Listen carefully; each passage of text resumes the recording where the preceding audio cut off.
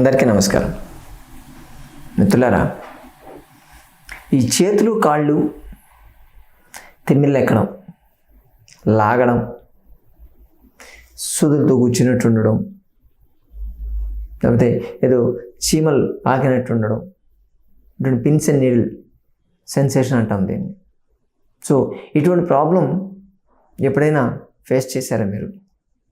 Already మీరు suffer అవుతున్నారా? అయితే మీకు ఇక్కడ రెమెడీస్ ఈ వీడియోలో చెప్తాం. దీన్ని యాక్చువల్గా బేసికల్గా చెప్పాలంటే పారాస్థీషియా అంటారు దీన్ని. అంటే మన నర్వ్ ఏదైతే ఉందో అది ఇరిటేట్ అవుతుంది.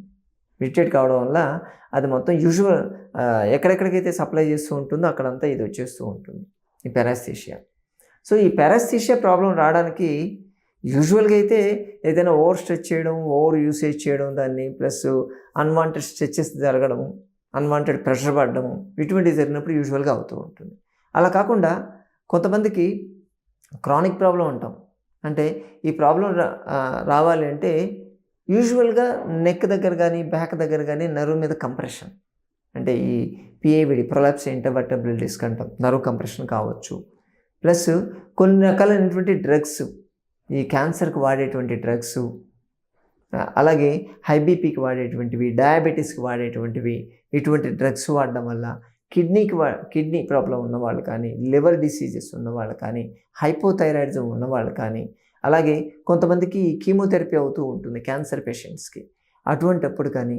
సో ఇలా కొన్ని డ్రగ్స్కి ఎక్స్పోజ్ అయినప్పుడు ఇది వస్తూ ఉంటుంది. అలాగే మన బాడీలో కెమికల్స్ని ఇన్హేల్ చేసినప్పుడు కూడా ఇది వస్తూ ఉంటుంది. ఈ ప్రాబ్లం వచ్చినప్పుడు చెయ్యి అయితే విదిలిస్తూనే ఉంటారు కొంతమంది, నేను చూశాను. కంటిన్యూస్గా విదిలిస్తూనే ఉంటారు, ఒక్క నిమిషం కూడా వాళ్ళు పెట్టలేరు, లాగుతూనే ఉంటుంది. లోపల ఏదో పాకినట్టే ఉంటుంది ఎప్పుడు. చెయ్యి ఎవరో ఒకరు పట్టుకొని ఇలా పిసుకుతూ ఉంటే బాగుండు, హాయిగా ఉంటుంది, అలా చేయడం ఒకటి. ప్లస్ కొంతమందికి అయితే కొంత బర్నింగ్ సెన్సేషన్ కూడా కనిపిస్తూ ఉంటుంది. సో ఇటువంటి సిమ్టమ్స్ ఉన్నప్పుడు చాలా హారిబుల్ ఉంటుంది సిచ్యువేషన్. సో ఏం చేయాలో అర్థం కాదు. దానికి ఏదో మెడిసిన్స్ ఉంటాయి, మెడిసిన్స్ అవి సూట్ అవుతావా లేదా, మెడిసిన్స్ ఏది వాడినా మళ్ళీ దానికి స్టెరాయిడ్ మెడికేషన్ వాడతారు, దానివల్ల మళ్ళీ వెయిట్ పెరగడాలు, ప్లస్ కిడ్నీ మీద ప్రెషర్ పడ్డాలు. ఆల్రెడీ కిడ్నీ ప్రాబ్లం వల్ల ఇది వచ్చింది అనుకోండి, మళ్ళీ మెడిసిన్ పడితే కిడ్నీ మీద పడ్డనే పడుతుంది. పోనీ లివర్ ప్రాబ్లం ఆల్రెడీ ఉందనుకోండి, ఈ వాడితే మళ్ళీ లివర్ మీద, అంటే లోపలికి వెళ్ళిపోయిన తర్వాత ఏ ఆర్గాన్ ఎలా ఎఫెక్ట్ అవుతుందో మనం ఎక్స్పెక్ట్ చేయలేం. ఇటువంటి కండిషన్లో మనకు కావాల్సింది హోమ్ రెమెడీ.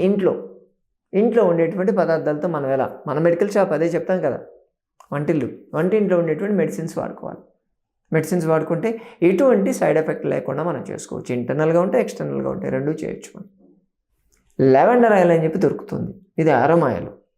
సో ఇది కొంచెం మన ఇంట్లో రెగ్యులర్ ఉండదు, కాస్త బయట అరోమా షాపులు ఎక్కడైనా వెళ్తే లెవెండర్ ఆయిల్ అడిగితే ఇస్తారు. చిన్నది డ్రాప్, 2 డ్రాప్స్ అలాగనే వాడాలి దాన్ని. చాలా కొంచెం కాస్ట్లీ కూడా ఉంటుంది.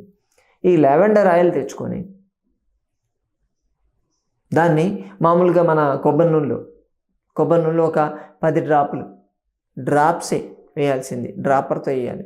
ఒక 10 డ్రాప్లు వేసేసి మీకున్న ప్లేస్ని బట్టి ఎంత, ఇప్పుడు చిన్నగా ఓన్లీ ఇక్కడ వరకే ఉందనుకో, ఒక 2 డ్రాపులు చాలు. మొత్తం చేతులకి ఇదంతా కావాలంటే 10 డ్రాపులు వేయాలి. ఒక 20 ml ఇది తీసుకున్నాం అనుకోండి కొబ్బరి నూనె, దాంట్లో ఇది యాడ్ చేసేసి కొంచెం ఆ కొబ్బరి నూనె కొంచెం గోరువెచ్చగా చేయండి, దాంట్లో ఇది యాడ్ చేసి దాంతో మసాజ్ చేయండి. మొత్తం పైనుంచి చేతులు ఉంటే నెక్క దగ్గర నుంచి స్టార్ట్ చేయండి, కాళ్ళు ఉంటే నడుము దగ్గర నుంచి స్టార్ట్ చేయండి. దాన్ని ఒక 10 నిమిషాలు అది ఎవాపరేట్ అయిపోతూ ఉంటుంది. దాన్ని పూర్తిగా కొంత హీట్ ప్రొడ్యూస్ అవుతుంది మీకు. దాన్ని చేసి అలాగే వదిలేంటండి. ఓవర్ నైట్ పడుకోబోయే ముందు దీన్ని చేసి నైట్ అంతా దాన్ని వదిలేస్తే ఇలా చేస్తూ ఉంటే గ్రాడ్యువల్గా ఆ ఇరిటేషను, ఆ సెన్సేషన్ తగ్గిపోతుంది. అలాగే హాట్ కంప్రెస్ అంటాం, అంటే వేడి నీళ్ళ బ్యాగు, దాన్ని పెట్టచ్చు, దాన్ని అప్లై చేయొచ్చు. ఇంకా బాగా పనిచేసేది ఎప్సమ్ సాల్ట్ అని చెప్పి దొరుకుతుంది. ఆ ఎప్సమ్ సాల్ట్ని వాటర్లో మిక్స్ చేసేసేయండి. ఎన్ని సర్జికల్ షాప్స్లో అడిగితే ఇస్తారు ఎప్సమ్ సాల్ట్ అని చెప్పి. ల్యాబొరేటరీ పదార్థాలు అమ్మే దగ్గరికి వెళ్తే దొరుకుతుంది, కెమికల్ షాప్లో కూడా దొరుకుతుంది, ఎక్కడైనా సరే. అక్కడికి వెళ్ళి ఎప్సమ్ సాల్ట్ తెచ్చుకొని దాన్ని మనం స్నానం చేసే నీళ్ళలో యాడ్ చేసేయండి. యాక్చువల్గా ఇళ్లలో బాత్ టబ్ ఉంటే వాళ్ళు ఆ బాత్ టబ్లో దీన్ని యాడ్ చేసేసుకొని పడుకుంటారు. ఒక 20 minutes పడుకుంటే సరిపోద్ది. లేదు లేని వాళ్ళు ఏం చేస్తారంటే ఒక మగ్గు నీళ్ళలో ఎప్సమ్ సాల్ట్ యాడ్ చేసేసి అది పూర్తిగా కరిగిన తర్వాత ఒక బట్ట కాటన్ క్లాత్ దాంట్లో ముంచి అలా వదిలేసేయండి, ఒక 10 నిమిషాలు వదిలేసేయండి. సో అది వచ్చి దీనికి ఆ వాటర్ వచ్చి దీనికి అంటుకుంటుంది. తర్వాత ఆ బట్టను కొంచెం లైట్గా పిండేసి దాన్ని తీసి చేతికో కాలుకో ఎక్కడైతే మీకు ఉంటుందో దానికి ర్యాప్ చేయండి. ర్యాప్ చేసి అలాగే పడుకోండి. అలా ఒక 20 to 30 మినిట్స్ మీరు పడుకోవచ్చు. వీలైతే మధ్యలో వాటర్ కూడా స్ప్రింకిల్ చేస్తూ ఉండొచ్చు, అది చేయొచ్చు. ఇది చేసినా కానీ మీకు ఆ నమ్మనెస్, ఆ పారాస్థీషియా అనేది తగ్గుతుంది. అలాగే ఎప్సమ్ సాల్ట్ అండ్ డైరెక్ట్ తీసుకొని మీరు మూట కట్టేసి దాన్ని వేడి చేస్తూ కాపడం పెట్టవచ్చు. దాంతో కూడా రిలీఫ్ ఉంటుంది.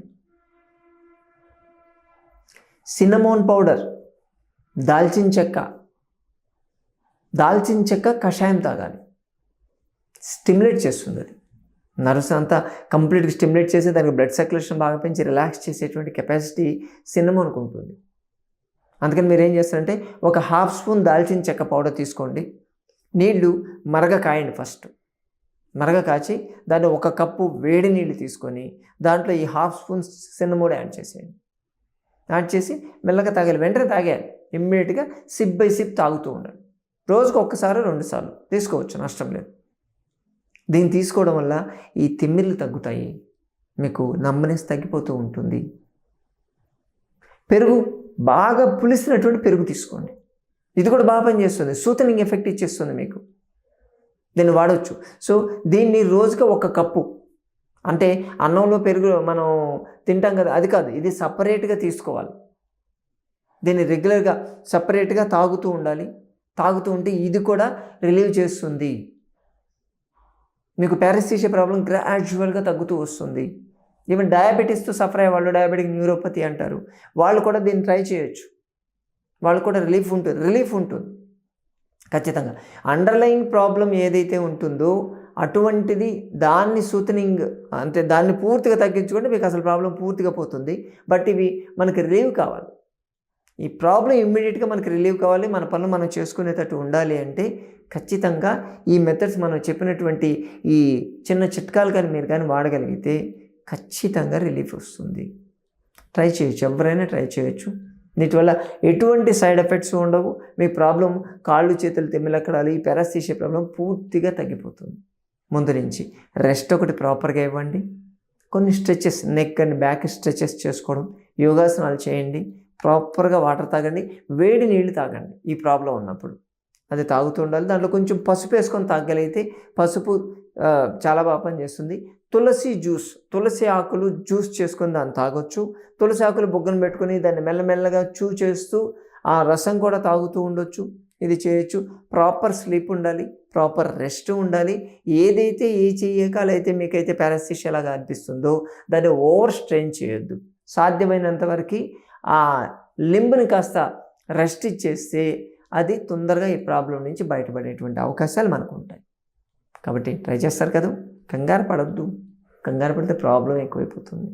కూల్గా ఉండండి, క్యాన్సర్ కూడా మిమ్మల్ని ఏం చేయదు. సరేనా? మరో వీడియోతో మళ్ళీ కలుసుకుందాం. నమస్తే.